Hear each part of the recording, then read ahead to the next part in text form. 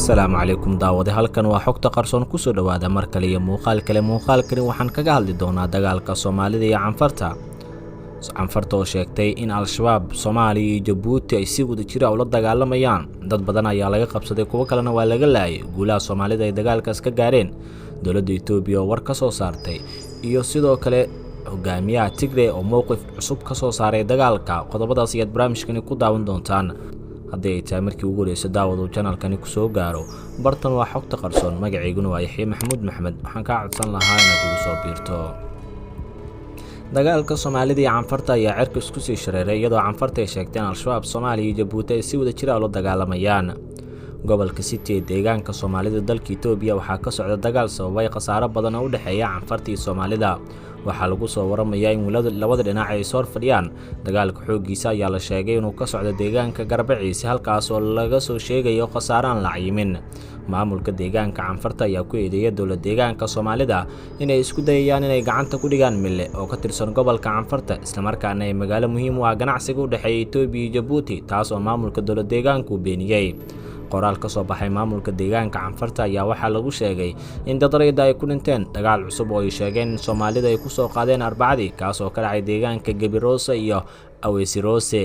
war-saxaafadeedka waxay ku qoreen eedeyn in maamulka Soomaalida ay ciidamo ku dadgurayeen deegaanka Candhuuf ayna ku dileen dad rayid ah weli ma cadda waxa sababay dagaalkan soo cusboonaaday balse colaadda u dhaxaysa labada dhinac waxay salka ku haysaa xuduudda dowladda deegaanka Soomaalida ayaa beenisay in dagaalku ayagoo bilaabeen ayagoo sheegay in Canfarta ay soo qaadeen weerarka wasiir ku-xigeenka warfaafinta dowladda deegaanka Soomaalida ee dalka Itoobiya Maxamed Roble Maxamuud oo warbaahinta la hadlay ayaa sheegay in Canfarta ay weerarka soo qaadeen ayagoo dalka iyaga haysta ayayna soo weerareen oo waxay doonayaan in ilaa iyo dhirdhaba ayna gaarsiiyaan ayuu yidhi haddaan annagu dagaalka soo qaadno gar ayay baynoo ahaan lahayd sababtoo ah dhulkeeni oo dhan ayay haystaan dadkeeni ayay barakiciyeen dad ayay ka gowraceen Garbaciise hadda cidda soo qaaday waa la ogyahay dowladda dhexana way ogtahay ayuu raaciyay war-saxaafadeed maamulka Canfarta waxaa sidoo kale ku xusan in wadada weyn ee isku xirta Jabuuti iyo Addis Ababa ay xiran tahay sabab la xiriirta dagaalka balse lama xaqiijin arrintaas khasaaraha ka dhashay dagaalka aysan ilaa iyo haatan sheegan labada dhinac maamulka Canfarta ayaa ka codsaday dowladda dhexe Itoobiya in arrintan ay soo farigeliso intuusan dagaalka sii xumaan dabayaaqadii bishii Julaay dowladda deegaanka Soomaalida dalka Itoobiya ayaa sheegtay in maleeshiyaad ka soo jeeda gobolka deriska ee Canfarta ay weerar ku soo qaadeen isla markaana ay dhac geysteen maamulka Canfarta waxay sheegeen in Soomaali kale ay dagaalka qayb ka tahay kuwaas oo taageeraya ciidamada dowladda deegaanka Soomaalida Itoobiya balse Maxamed Roble ayaa beeniyay eedeymaas wuxuuna yiri waa wax lala yaabo inay sheegaan in Al-Shabaab ay la dagaalamayso Soomaaliya ay la dagaalamayso Jabuuti ay la dagaalamayso Somaliland ay la dagaalamayso sheekooyinkaas ay warbaahinta la taagan yihiin qof walba wuu garanayaa in Al-Shabaab aysan halkan ka dagaalami karin ay yiri waxa uu sheegay in diyaar u yihiin dagaalka la joojiyo haddii dowladda dhexe Itoobiya ay amarto balse ma doonayaan in dhanka kale ayagoo ay nabad u qaataan annagu diyaar ayaan u nahay balse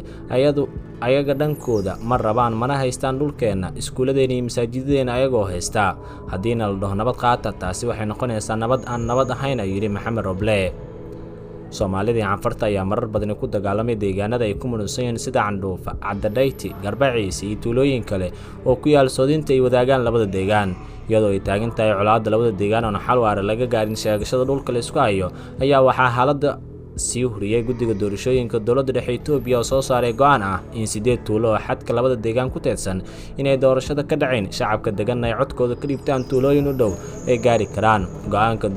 guddiga doorashada ayaa waxaa si weyn ugu biidiiday maamulka dowladda deegaanka Soomaalida ayagoo qoray warqad ay ku sheegeen inaysan marnaba aqbalin dhul uu deegaanka Soomaalidu leeyahay in deegaan kale loo hosgeeyo deegaanka Canfarta ayaa dhankooda waxay ku doodayaan in tuulooyinka 8 ah uu guddiga doorashooyinka go'aan ka gaaray la hosgeeyo dhanka doorashada soo socotana ay ugu dhacday deegaankaas guddiga doorashooyinka dowladda dhexe Itoobiya go'aanka uu gaaray ayuu ku soo weeyay in xal waara lagu gaarayo qadiyadda tuulooyinka ee maamulada labada deegaan isku haystaan inuu xal u arko labada deegaanba inay halkaas doorasho ka sameeyaan si loo gaashaanto isku dhac dambe oo yimaada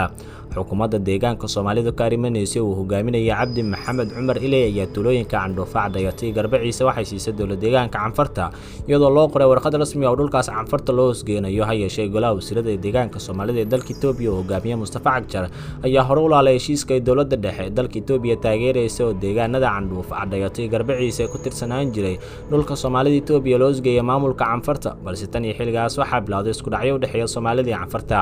xolaada deegaankaas ka taagneed labadii sano la soo dhaafay waxaa ku nafayay dad ka badan 400 iyadoo hanti badan ay ku burburtay haddaba dowladda Itoobiya ayaa war ka soo saartay colaadaas dowladda dhexe Itoobiya ayaa bilowday dadaal ay ku xoojinayso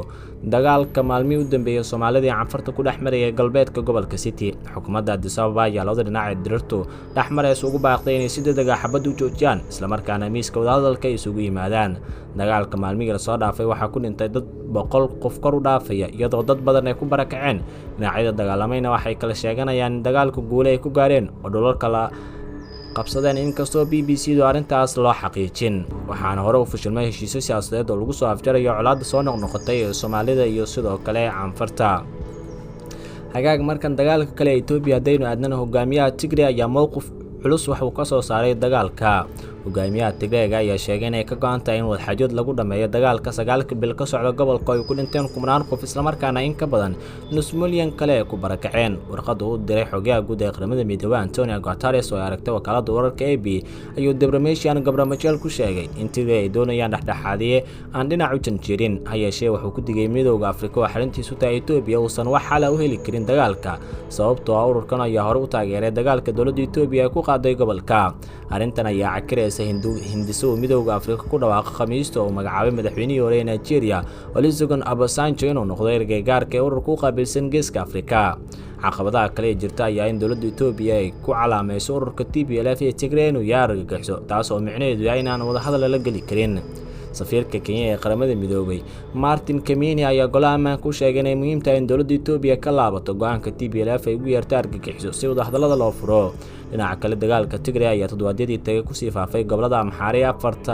afar oo dariska la ah ayay ciidamadu